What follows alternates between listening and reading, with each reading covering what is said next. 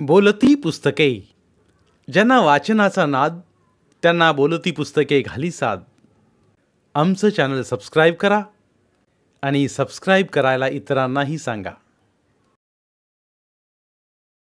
नमस्कार श्रोते मित्र हो, बोलती पुस्तके सादर करीत आहे लेखक अशोक कुबडे लिखित कादंबरी गोंडर, भाग 18. पठाण मुनीम आज गावात आला. बुद्धवाड्यात यशवंतशी गाठ पडली. संभानं पठाण मुनीम आणि यशवंतची त्याच्या शैलीत ओळख करून दिली. आठवडकरी सदा भिकारी, सणाच्या दिवशी दुसऱ्याच्या दारी तुवा बाप आणि पठाण मुनीमाची चांगली ओळख होती. पठाण आता चांगलाच वयस्कर दिसत होता. डोक्यावरले आणि चेहरा दाढीचे केस सगळे पांढरे झाले होते. माणूस जरा रंगेल असल्याने पांढऱ्या केसाला मेहंदी लावून सोनेरी केलं होतं. अंगात पांढरा पठाणी कुर्ता पैजामा आणि डोक्यावर मुसलमानी गोल टोपी. कपाळावर नमाज पडल्याने काळा डाग आला होता. म्हणजे आता पठाण मुनीम 5 टाईम नमाज पडतो याची ती निशाणी होती. गळ्यात लांब मुसलमानी दस्ती मात्र लोंबकळत होती. यशवंतला भेटून संभानं वामनसोबतच्या आठवणींना उजाळा दिला. कॅनॉलच्या कामाच्या आठवणी पठाणानं ताज्या केल्या. पठाण म्हणाला, वामन का हमारा लय जमत होतं. बहुत अच्छा माणूस था, खानदानी, दमदार, तसाच हुशार. जुन्या आठवणी काढत पठाणानं वामनची राहिलेली उदारी यशवंतच्या हातावर ठेवली. यशवंत पैसे घेत नव्हता. हमारे में हजामत के पैसे रोकना नहीं है, मरने के बाद हमें हिसाब देना पड़ता है. जर मी नाही दिली तर आखिरत में अल्लाह को क्या मुंह बताऊ मैं. असं म्हणत पठाणानं काही बाई पैसे यशवंतच्या हातावर जुलमच ठेवलं. आताऊ म्हणत निघाला. त्याच्यासोबत संभा आठवडकरी सदा भिकारी, सणाच्या दिवशी दुसऱ्याच्या दारी असं म्हणाला. संभाला पठाणानं सगळं सांगितलं. पठाण गावात आलं की संभासोबतच राहायचा. त्याचा ठिकाणा आता कुठं आहे ते संभालाच माहीत. तसं पाहिलं तर पठाण मुनीम गावात कुणालाच माहीत नाही. कुठून आला तो, कॅनॉलचं काम सुरू झालं तेव्हापासून त्या कामावर मुनीम म्हणून आला आणि त्याला गावातील लोकांच्या ओळखी झाल्या. गावातील लोकांना चोरून लपवून देण्याघेण्याने त्याची गावात ओळख झाली. संभावरटी, सदामाळी, बळ्या, बाब्या, वारकाचा वामन यांच्याशी त्याची नाळ जुळली. वामनला कामावर लावलं आणि तो गावात रमला. संभान आपल्या शैलीत आठवडकरी सदा भिकारी, सणाच्या दिवशी दुसऱ्याच्या दारी म्हणत विषय बंद केला. पण पठाणानं आपला ठिकाणा सांगितला नाही. संभानं पठाणासोबत बऱ्याच गोष्टी केल्या. कॅनॉलच्या आठवणी काढल्या. आठवडकरी सदा भिकारी, सणाच्या दिवशी दुसऱ्याच्या दारी संभा म्हणाला आणि मग पठाण निघून गेला. गावात अण्णाला मात्र 2 दिवसांपासूनचं वातावरण पाहून अस्वस्थ वाटत होतं. कार्यकर्त्यांचं येणं जाणं सुरू होतं आणि अण्णांची गडबड सुरू होती. आपल्या फेवरमधल्या लोकांना बोलावून काहीतरी इशाऱ्याच्या गोष्टी सांगत होते. यशवंतनं कार्यकर्ते घेऊन जमवलेलं हे वातावरण होतं ते फक्त उद्यापर्यंत सांभाळून ठेवणं अतिशय महत्त्वाचं होतं. आजची रात्र वैऱ्याची, फार भयानक, म्हणून कार्यकर्ते बोलावून रात्री बुद्धवाड्यात बसायला सांगितलं. बुद्धवाड्यात आणि गावात जिकडं तिकडं चौरस्त्यावर यशवंतनं कार्यकर्ते बसवले. रात्र वैऱ्यांची आहे, जागून काढा असं सांगितलं. राजकारणी सत्तेवर असलेल्या लोकांच्या पैशाला आजच पाय फुटतात आणि ते पैसे चालत चालत मतदाराच्या घरापर्यंत येतात असं यशवंतनं आधीच सांगितलं होतं. हे पहा, मी फक्त तुमच्यासाठी लढतो आहे. बाबासाहेबांच्या, फुलेंच्या, शाहूंच्या विचारात वाढलेला मी, त्यांनी दिलेल्या अधिकारावर आज सत्ता आपल्या बहुजनांकडे घेण्यासाठी तुमच्यासाठी लढतो आहे. एवढं फक्त लक्षात ठेवा. बाबासाहेबांनी दिलेला मतदानाचा हक्क आपण सत्तेला निवडून देण्यासाठी, त्यांच्या विचारांची सत्ता आणण्यासाठी वापरा आणि बाबासाहेबांनी दिलेल्या अधिकाराबद्दल समाधान वाटू द्या. माझं आयुष्य त्याच मार्गावर आहे. आपण पण त्यांनी दिलेल्या अधिकाराचं चीज करा, बस. ह्या बोलण्यानं परिवर्तनाच्या लाटेवर किनारा धरू पाहणारी युवा पिढी यशवंतच्या मागे रात्रभर फिरली. अण्णा एका घंट्यात तख्त पालटू शकतो, ही सारी लोक माझ्या खिशात आहेत. त्यांचं मतदान माझ्या खिशात आहे असं म्हणणारा अण्णांचा डाव हाणून पाडायचा होता. त्यांचा खिसा फाडून टाकायचा चंग नव्या पिढीनं बांधला. रात्रीतून अण्णांचा पैसा फिरतो म्हणून 4 बुद्धवाडे आणि सगळीकडे यशवंतनं कार्यकर्ते देऊन बंदोबस्त लावला. रात्रीचे 3 वाजले. उद्या सकाळी मतदान म्हणून कार्यकर्ते घराकडे पाठवले. थोडं झोपून पहाटे मतदान केंद्रावर येऊ म्हणून सगळे घरी गेले. 4 वाजले. मतदानाला आता फक्त 3 घंटे होते, तरी लोकांचे दरवाजे उघडे होते. या 3 घंट्यात अण्णांनी काय बंदोबस्त केला कुणास ठाऊक. सकाळी लोक मोठ्या उत्साहात मतदानास येत. 40 वर्षांपासून चालत आलेली सत्ता आता यशवंतच्या माध्यमातून उद्ध्वस्त होणार वाटत होतं. घराणेशाहीला शृंग लागला. यशवंत निवडून येणार हे सूर्यप्रकाशा एवढं सत्य होतं. आज मतदानाला सकाळी सुरुवात झाली. सकाळपासून लोक मतदानाला मोठ्या उत्साहानं येऊ लागले. पण मतदान करून आले की खाली पाहून मुकाट्यानं घर गाठत. एकंदर मतदान चांगलं पार पडलं. बाळ्यानं पिऊन थोडा धिंगाणा घातला होता आणि मतदान केंद्रावर पोलिसानं चांगला धरून चोपला. 4-5 दंडुके ओढले आणि गाडीत गचाट्या देऊन बसवला. तवा पोलिसाच्या पटापट हातपाय जोडायला लागला. मग गावातल्याच 1-2 मध्यस्थी केली. तवा कुठे गचाट्या देऊन हाकलून दिला. एखाद्याची पाहून घेतो म्हणून घराकडे गेला की कुठं पिऊन पडला. सगळ्या गावचं मतदान झालं, पण त्याचं मतदान राहूनच गेलं. 8 दिवस पिऊन प्रचार केला आणि स्वतःचं मतदान केलं नाही. अशी माणसं पिदाडी. बाळ्याचं सोडलं तर एकंदर मतदान शांततेनं पार पडलं. गावात चर्चेला उधाण आलं. एखादी गरीब गाय दारातल्या खुंट्याला बांधून ठेवावी आणि मनाला वाटलं तसा तिचा उपयोग घ्यावा. तसं राजकारणात सत्तेला, लोकशाहीला अण्णानं 40 वर्षांपासून आपल्या वाड्यावर बांधून ठेवलं होतं. ती सत्ता आता वाड्यावरून खाली येण्याचा योगायोग यशवंतनं आणला. आता सत्ता खाली येणार, जनमानसात येणार, बहुजनात वावरणार असं वाटत होतं. ह्याच गोष्टी आज रात्रभर गावात झाल्या. दिवसभर मतदान करून रात्री लोकांच्या ओट्यावरल्या महाचर्चेला उधाण आलं. तर्कवितर्क लावण्यात लोक आपलं तत्त्वज्ञान पणाला लावत. उद्या निकाल होता. सकाळी लोकांची, कार्यकर्त्यांची इंदापूरला तालुक्याला निकाल ऐकायला जायची घाई होती. 40-50 वर्षात गावात असा अट्टीतट्टीच्या इलेक्शनची पहिलीच वेळ ही. अण्णानं मतदान मागायची पहिली वेळ. अण्णाला गावात बुद्धवाड्यात फिरावं लागलं. सगळं गाव आणि भल्या भल्यांचे धाबे दणाणले होते. ते ह्या इलेक्शनात म्हणून संबंध गावाला ह्या निकालाची उत्सुकता होती. यशवंतला आधीपासूनच वातावरण पाहून निकाल समाधानी लागेल असं वाटत होतं. कारण तो सगळं पणाला लावून लढत होता आणि गरीब आणि सामान्य माणसासाठी लढत होता. म्हणून त्याला पण विजय निश्चित वाटत होता. त्यानं 8 दिवसाची झोप घेतली. सकाळी सगळं गाव तालुक्याला निघालं. अण्णाचे 2 टेम्पो, भाऊसाहेबांचे 2 टेम्पो. यशवंत मात्र 10-12 बुद्धवाड्यातली पोरंसोरं घेऊन तालुक्याला आला. पहिली फेरी झाली तेव्हा यशवंतला काही कळलं नाही. पण 2री, 3री फेरी एकदाची झाली आणि निकाल लगेचच जाहीर झाला. लाऊडस्पीकरवर सांगण्यात आलं, अण्णांचा उमेदवार ज्ञानासुतार विजयी झाला आणि यशवंत पडला. निकाल ऐकून यशवंतचं हातपाय गळून गेलं. त्याच्यासोबतच आले 15 पैकी 4-2 पोरं तर अण्णांच्या वाजत असल्या धिंगाण्यात जाऊन नाचू लागले. यशवंतचं समाधान फक्त 4-5 पोरांनी केलं. पाहता पाहता गोष्ट सगळीकडे गेली. गावात मिरवणूक निघाली. आपल्याला धोका कुठं झाला हे यशवंतला सगळं कळालं.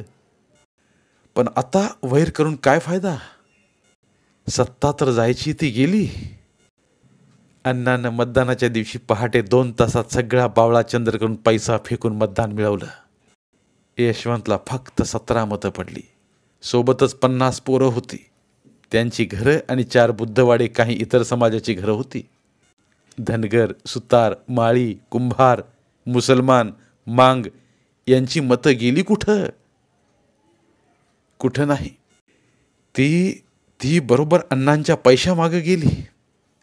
पोरं यशवंत सोबत हिंडली, पण घरी पैसे घेऊन मतदान झालं.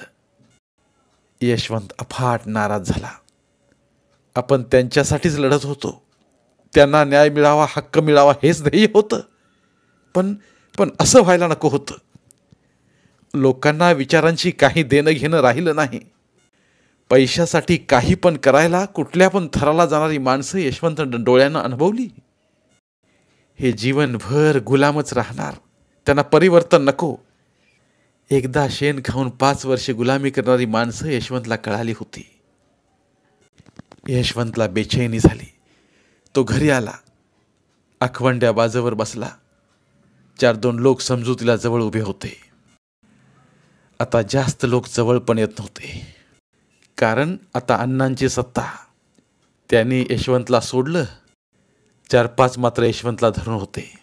जे होईल ते होईल म्हणून घरात माणूस मेल्याचं दुःख झालं. एखादं घरात माणूस मरावा असा सन्नाटा होता. यशवंत बाजूवर बसून खाली डोकं करून बसला होता.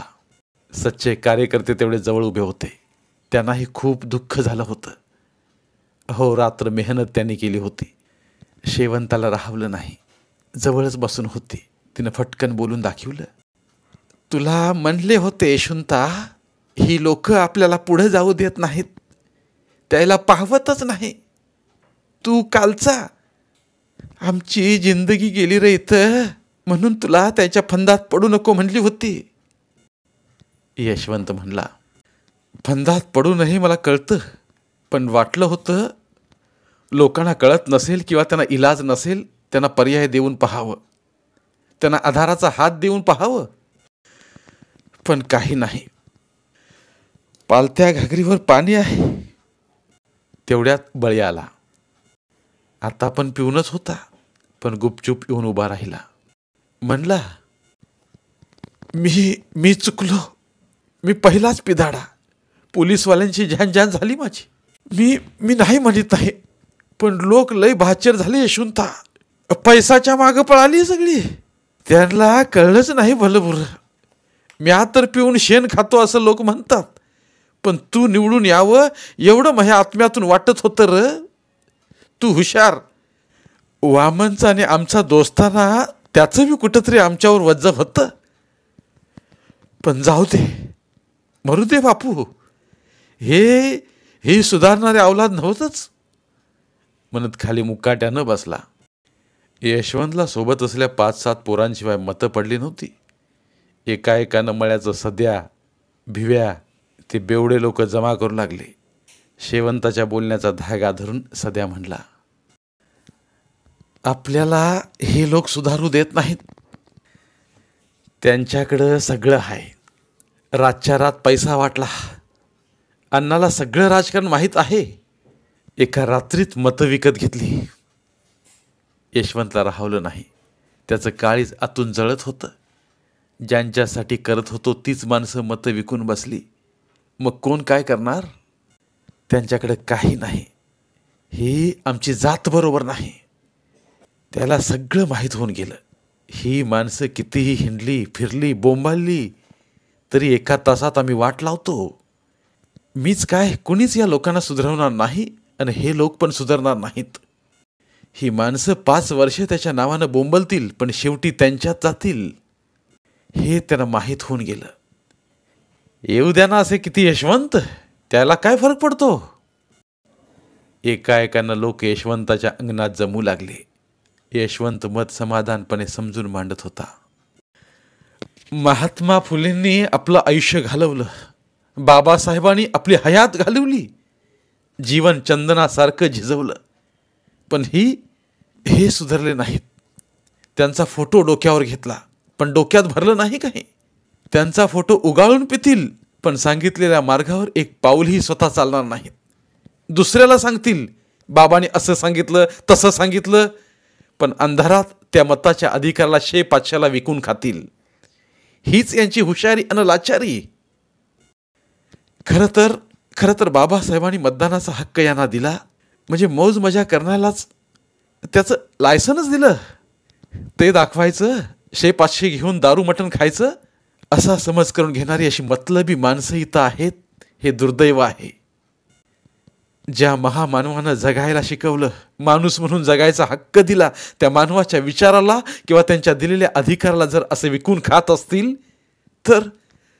तर माझ्यासारख्या साध्या सरळ माणसालाही काय सुधारणार? यायला फक्त ऐश पाहिजे, ऐश. बस. झोपेचं सोंग घेणाऱ्याला थोडंच उठवता येतं. 2 दिवस मजा करतील या पैशावर, पण सालो गिनती हमाली करतील. हमाली मालक मालक म्हणून त्यांच्या पुढं झुकतील, शेपटी हलवतील. हट, नको मला हे असं जगणं. आणि हे असं माणसाचं वागणं. ज्या माणसांना हक्कानं स्वतःसाठी जगता येत नाही, स्वाभिमानानं जगता येत नाही, हक्कासाठी लढता तर येतच नाही, पण उभारलेला लढा पण टिकवता येत नाही की साथ देता येत नाही. असं म्हणत यशवंता, नको नको मला हे जगणं आणि ही माणसं. मी गाव सोडून जाणार. ज्या महापुरुषाने जीवनाचं तत्वज्ञान सांगितलं त्यांचं आयुष्य गेलं. मी काय सुधारणार यांना? मी गाव सोडून जाणार म्हणत यशवंत बाजावरून उठला आणि बाजावर जोरात लाथ मारली. मनात राग शिजत होता. बाजावर मारलेली लाथ ही या व्यवस्थेवर लाथ मारली होती. 4 ठाव्यावर उभ्या असलेल्या व्यवस्थेवर असावी. जशी ही चातुर्वर्ण्य व्यवस्था तशी ती 4 ठाव्यांची बाज यशवंतला दिसत होती. म्हणून यशवंतनं मारलेली ती लाथ व्यवस्थेवर होती. यशवंतने लात मारताच त्या बाजेचे 4ही ठावे मोडून बाज कोलमडून पडली. यशवंतला ह्या व्यवस्थेला बदलावायचे होते. ही व्यवस्था उलटून टाकायची होती. म्हणून त्याने या व्यवस्थेवर प्रचंड राग व्यक्त केला होता. पाणावलेल्या डोळ्यांच्या कडा नकळत हातानं पुसल्या. तोपर्यंत अंगणात माणसं मावत नव्हती. यशवंतचं बोलणं सर्वांना पटत होतं. तो आपल्यासाठी लढत होता हे जाणवू लागलं. सच्चे कार्यकर्ते डोळे पुसू लागले. एवढ्या लोकांसमोर यशवंतनं गाव सोडून जाण्याचा निर्णय घेतला. शेवंता पदर आडून रडत होती. चिंगी कली घरातून सारे पाहत होत्या. संभा, बळी, सदा, पिदाड्या भिवा आणि गावातील रम्या बंड्या मारत्यानं यशवंताला समजावलं, पण तो त्याच्या निर्णयावर ठाम होता. तो कुणाचा ऐकत नव्हता. लोक दुःखी अंतकरणानं घरी गेले. रात्र झाली. यशवंतला झोप आली नाही.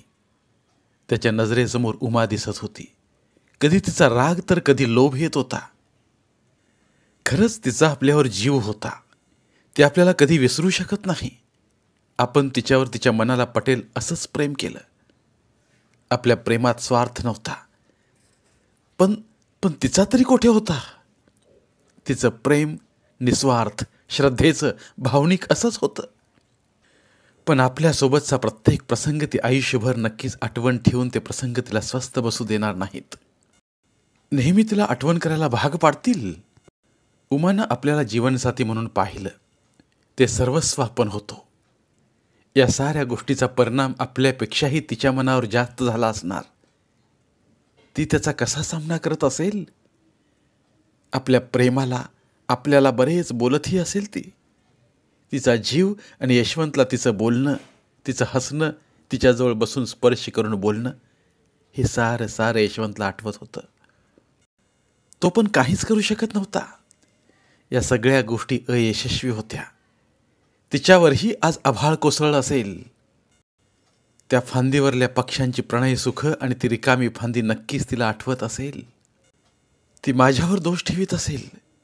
पण मी ह्या गोष्टी निशब्द राहिलेल्याच बऱ्या. तशी ती समजदार आहे. माझ्या भावना ती ओळखत असेल. आपल्याकडे घडलेलं हे तिच्याकडे होऊ नये व तिच्या सुखी जीवनात आपल्याला गुंतवून काय मिळणार? ती माझं मन ओळखून आहे. ती तेव्हाच म्हणाली होती. खरंच त्या फांदीवरल्या पाखरांच्या प्रेमसुखात आणि आपल्या प्रेमात काय फरक? तेही मुखी अबोल प्रीत करून उडून जातात, आठवणीत जगतात. तशाच आठवणीत यशवंतची रात्र गेली. शेवंताचा पण डोळा लागला नाही. यशवंतला रात्रभर झोप लागली नाही. तो सारखा अडंग बदलत जागा राहिला. शेवटी परिवाराला घेऊन गाव सोडायचं हा निर्णय त्यानं घेतला. पहाटे जरासा डोळा लागला. सकाळी लवकर उठून तो बाहेरगावी निघाला. गावावर राग होता आणि दुसरीकडे व्यवस्थेवर प्रहार करायचा होता. या प्रचंड बंडाने पेटून तो उठला होता. दुपारचे 2:30 वाजले असतील. इंदापूरला पोहोचला. 4-2 ओळखीची पोरं सोरं भेटली. महाविद्यालयाच्या समोरून थेट उमाचं कार्यालय गाठलं. कार्यालय परिसर भला मोठा पसरलेला. निलगिरीची मोठी मोठी उंच उंच झाडे सगळीकडे दिसत होती. तसेच फळाफुलांची झाडं, काही शोभीची झाडं भर उन्हात गारवा देत होती. हिरव्या गार झाडांकडे पाहून यशवंत सुखावला आणि त्याची नजर सरळ गेटकडे गेली. तोच कार्यालयातून एक सुंदर स्त्री कार्यालयाच्या मोठ्या गेटमधून बाहेर येत होती. ती सरळ चालत चालत हिरव्यागार झाडांच्या दिशेने येत होती. तिच्याकडे यशवंतची नजर गेली. आधीच घामाघूम झालेला यशवंत सुंदर स्त्रीला पाहून उत्साही झाला. ती सुंदर स्त्री नीट गेटच्या हिरवळीवर खाली मान घालून चालत होती. ती सरळ प्रांगणात असल्या हिरव्यागार टुमदार सावलीच्या झाडाच्या जवळ आली. झाडाच्या भोवती असल्या गोलाकार ओट्यावर निवांत बसली. यशवंत तिच्या जवळ गेला. तिच्या पाठमोऱ्या देहाकडे पाहून त्याला ही उमा असावी असं वाटलं. तिने अचानक मान वर करून पाहिलं तर ती उमाच होती. तिने एका क्षणात यशवंतला ओळखलं. अनेक दिवसांपासून यशवंतला पाहिलं नसलं तरी त्याच्या आठवणीत आपलं आयुष्य ती काढत होती. तिच्या मनात केवळ यशवंत होता. तिने अजूनच निरखून पाहिलं आणि अतिशय आनंदाने उठून उभी राहिली. चेहऱ्यावर आनंद साजरा केला. सागरात वाऱ्याच्या तालावर उसळत येणाऱ्या लाटांना किनारा मिळावा तसा तिच्या भावनेला यशवंतचा किनारा मिळाला होता. त्या किनाऱ्याला सर्वस्व अर्पण करून आपलं अस्तित्व संपवून टाकावं असं समर्पणाचं समाधान तिच्या चेहऱ्यावर दिसत होतं. आज अचानक यशवंतला समोर पाहून घट्ट मिठी मारावी आणि कपाळाचे चुंबन घ्यावं असं झालं होतं. पण यशवंत मात्र खाली मान घालून उभा होता. आपण काहीतरी चूक केली, मोठा अपराध केला असं त्याच्या मनाला वाटत होतं. आपल्या हातून घोर अपराध झाला म्हणून तो दूर उभा होता. उमानं त्याच्या मनाची अवस्था ओळखली आणि म्हणाली, कधी आलात? जेवण वगैरे? त्यानं मान हलवून होकार दर्शवला. तिच्या बोलण्यात अफाट प्रेम होतं. ती त्याच्यापासून दूर होती पण त्याला क्षणभरही विसरली नाही. त्याला मनोमन आपला पती मानून त्याची वाट पाहत होती. ती झाडावरली पाखरे पाहून यशवंत येणार अशी तिला आशा वाटत होती. तिच्या मनात ती त्याला पूजत होती आणि त्याचीच काळजी करत होती. दुरून विचारपूस करत होती. एकंदर काय तर ती त्याला आपलं सर्वस्व मानून मनोमन जपत होती. त्याच्या येण्याची वाट पाहत होती. युद्धात विजय मिळावा तशी उमा आनंदित झाली होती. यशवंतला मात्र आपण अपराधी असल्याचं वाटत होतं. दुपारच्या जेवणाची सुट्टी असल्याने उमा बाहेर आली होती. तिचा लंच ब्रेक संपला. सायंकाळी दोघे भेटूया असं एकमेकाने बोलून दाखवलं आणि ती ऑफिसमध्ये गेली. यशवंत मात्र तिच्या पाठमोऱ्या आकृतीकडे पाहत उभा राहिला. सायंकाळचे 5 वाजले. यशवंत उमाच्या ऑफिसच्या गेटवर येऊन जवळच थांबला होता. तेवढ्यात उमा घाई गडबडीत ऑफिसमधून बाहेर पडत होती. दुपारी यशवंत भेटल्यापासून तिचं कामात लक्ष लागत नव्हतं. बाहेर येताच यशवंत गेटवर उभा असलेला पाहून ती अतिशय खुश झाली. तिने यशवंतला नजरेनं खुणावलं. दोघे सोबत चालत चालत पुढे निघाली. पांढऱ्या शुभ्र साडीला चॉकलेटी काट असलेली नक्षी आणि तंग ब्लाऊजमध्ये उमा सुंदर दिसत होती. दोघं एकमेकांना भिडून चालत होती पण कोणीच कोणाला बोलत नव्हतं. यशवंतचा शांतपणा आणि मनातील विचारांची घालमेल पाहून उमा बोलली, तुम्ही गेले आणि तिकडेच गायब झाले? वाटलं नाही का उमा वाट पाहत असेल, तिचं काय होईल? यशवंत खाली मान घालून चालत होता.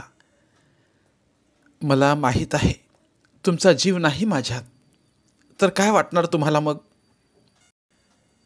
माझाच वेडापिसा जीव तुमच्यात गुंतला आहे. मी कसं दिवस काढत आहे माझं मला माहीत. सुस्कारा सोडत पुन्हा म्हणाली, एक निरोप तरी पाठवायचा. माणूस जिवंत आहे की नाही हे तर पाहायचं. तिचं रागावणं अगदी साहजिक आणि वास्तविक होतं. पण यशवंतचा नाईलाज होता आणि परिस्थिती तशी नव्हतीच ते पटवून कोणी सांगावं. आणि ती मान्य करेल का याची चलबिचल यशवंतच्या मनात चालू होती. बरं, मी तुमच्या कॉलेजमधले प्रकरण सर्व काही सुरळीत करून ठेवले बरं का. हे करताना मला खूप त्रास झाला, पण तुम्ही शिकलं पाहिजे. आणि तुम्ही म्हणत होतात ना तुमच्या समाजासाठी तुम्हाला शिकून खूप काही करायचं आहे. म्हणून मी खूप मेहनत घेऊन सरांना आणि संस्था चालक यांना भेटले, बोलले, अनेकांची सामना केला आणि तुम्हाला निर्दोष साबित केले. तुमच्यावरील कलंक दूर केला. तुम्ही पुढं तुमचं ध्येय गाठू शकता. यशवंत यावर निशब्द होता, पण आतून सुखावला होता. उमा त्याच्यावर प्रेमाची एक एक साक्ष देत होती. बोलत बोलत दिवस मावळत होता. त्यांच्या चालणाऱ्या पावलांनी कुठंतरी थांबायचं ठरवलं आणि नगरपालिकेच्या भव्य इमारतीपुढील पटांगणात थांबली. शांत आणि प्रसन्न वातावरण. प्रांगणात टाकल्या सिमेंटच्या खुर्च्या, त्यावर दोघे विसावले. निवांत बसली. इमारतीच्या प्रांगणात सुंदर झाडं होती. हळुवार वारा गारवा देत होता. खुर्चीवर टेकल्याबरोबर उमाचे डोळे हळूहळू पाणावले. लगेच तिनं धडधड रडायला सुरुवात केली. डोळ्यांतील खळखळ पाणी स्पष्ट दिसत होतं. उमा मोठमोठ्याने आठवणी काढून मनातील राग व्यक्त करत होती. यशवंत तिच्या जवळ बसून तिला समजावत होता. तिच्या डोळ्यांतील अश्रू गालावर ओघळले. यशवंतला राहवलं नाही. त्याने तिला अजून जवळ घेतलं. तिच्या पाठीवर आपला उजवा हात ठेवून डाव्या हाताने तिच्या गालावर ओघळणारे अश्रू पुसले. उमाचा त्याग पाहून यशवंतही गहिवरला. त्याचं हृदय भरून आलं होतं. मनात हुंदका दाटून आला होता. त्यालाही धडधड रडून मन मोकळं करावं वाटत होतं. पण आपण रडल्यावर तिला अधिक अवघड वाटेल, ती दुखावेल, म्हणून त्याने आपला हुंदका दाबून धरला. आपल्या मनाला तिचा खंबीर आधार घ्यावा व तिला खंबीर आधार द्यावा असंही वाटत होतं. आता यशवंतचं आभाळ फाटलं होतं. त्यालाही आधार देणारं कोणी नव्हतं. दोघेच एकमेकांचा आधार होते. यशवंतने तिच्या पाठीवर हात ठेवला तेव्हा तिच्या मनाला आधार वाटला. ती रडत होती आणि अगदी धडधडत होती. यशवंत, तुम्ही माझी अवस्था समजून घेऊ शकत नाही. मी तुमच्याशिवाय जगू शकत नाही. एकतर माझ्यासोबत राहा, नाहीतर मला मारून टाका. मी प्रयत्न केला, पण मी तुम्हाला क्षणभरही विसरू शकत नाही. या दिवसात मन भरून मरण यातना भोगल्या आहेत मी. एक एक क्षण मरणासारखा घालवला आहे. मी जिवंत असूनही केवळ पुतळ्यासारखी जगले आहे. माझं मन मला खायला उठतंय. मनात अनेक विचार येतात. खरं तर मला मेल्याशिवाय पर्यायच नाही. घरी आईबाबांना तोंड दाखवायची हिंमत नाही. यशवंत, मी तुम्हाला माझा पती मानत आले आहे. मी केवळ आयुष्यात तुम्हाला पती परमेश्वर आणि माझ्या आयुष्यातील पुरुष मानला आहे. मी तुमच्याशिवाय सुखाचा विचारही करू शकत नाही. तुम्ही नाही तर मी जन्मभर अशीच राहणार किंवा मरण पत्करणार, पण आईबाबांकडे जाणार नाही. मी तासन तास ऑफिस सुटल्यावर आपल्या कार्यालयाच्या पटांगणात जाऊन आठवणीत बसते. बाजूला जाऊन त्या झाडावरली पाखरे पाहते. आपल्या आठवणी ताज्या करते. त्या आठवणीवर जगते मी केवळ तुमची वाट पाहत राहते, तुमची. आता मात्र मी तुम्हाला सोडणार नाही. मला तुम्ही पाहिजे, नाहीतर मला मारून टाका मला. यशवंत तिचं रडणं आणि तिच्या मनाची घालमेल आणि तिचं सारं ऐकून व्याकुळ झाला होता. आपोआप त्याच्या डोळ्यात अश्रू आले. त्याच्या मनाचा बांध फुटला. तिच्या हातावर त्याचे टपटप अश्रू टपकले. यशवंत रडत आहे हे समजताच तिनं त्याला आधार दिला. त्याला जवळ केलं. त्याची अवस्था तिने ओळखली. यशवंतला आपलाच आधार हवा आहे आणि तो मी त्याला खंबीरपणे आयुष्यभर देणार आहे, असंच तिने मनोमन ठरवलं होतं. त्याच्या भावना ओळखून त्याच्या भोवती असलेला आपला हात अजून घट्ट आवळून धरला. तिच्या घट्ट आवळून धरलेल्या हाताचा आधार यशवंतला वाटत होता. तिच्या पाठीवर असलेला आपला उजवा हात त्याने जरा घट्ट केला आणि दुसऱ्या हातात तिचा डावा हात धरून आपल्या हाताचे बोट तिच्या बोटात घालून घट्ट आवळून धरत बोलणार तोच त्याला बसलेल्या खुर्चीच्या समोर असलेल्या झाडात महात्मा फुले यांचा अर्धाकृती पुतळा दिसला. अंधार पडत असल्याने नगरपालिकेतील पटांगणातील लाईट लागले होते, म्हणून महात्मा फुलेंचा पुतळा स्पष्ट दिसू लागला. अचानक पडलेल्या लाईटमुळे त्याचे लक्ष पुतळ्यावर गेले. एक नवं चैतन्य निर्माण झालं. परिवर्तन आणि व्यवस्थेला उकडून पाडायची हिंमत त्याच्यात तयार झाली. परिवर्तनाचा मोठा निर्णय घेण्याचे प्रचंड बळ त्याच्या अंगात संचारले. त्याच्या नसांमध्ये परिवर्तनाचा विचार जोरदार प्रवाही झाला. प्रचंड ताकदीने तो बोलला, उमा, रडू नकोस. मी तुला आता एकटी सोडणार नाही. तुला सोडून तर मुळीच जाणार नाही मी. तुझी सावलीसारखी रक्षा करणार आहे आणि आणि तुझ्या प्रेमाचा विजय होणार आहे. जातीपातीच्या पलीकडे जाऊन मानवी संस्कृती आणि माणसातील माणुसकी महत्वाची आहे. आपण एकमेकांचा स्वीकार करतो आहोत. जात, धर्म, पंथ यात भेदभाव न करता माणूसच श्रेष्ठ असून प्रेमच जगाचा सांस्कृतिक आत्मा आहे. मी तुला आधार देणार आणि तुझ्यासोबत लग्न करणार, तुझी रक्षा करणार, माझी बायको म्हणून सांभाळणार आणि आयुष्यभर साथ देऊन तुला सन्मानाने आयुष्यभर वागवणार. मलाही तुझ्यासारखी परिवर्तनवादी आणि अस्तित्वासाठी लढणारी, जात, धर्म आणि पंथाच्या पलीकडे जाऊन विचार करणारी सहचारिणी मिळाली हा माझा सन्मान आहे. तू एकटी नाहीस. तुला माझी साथ आहे. माझी साथ आहे तुला.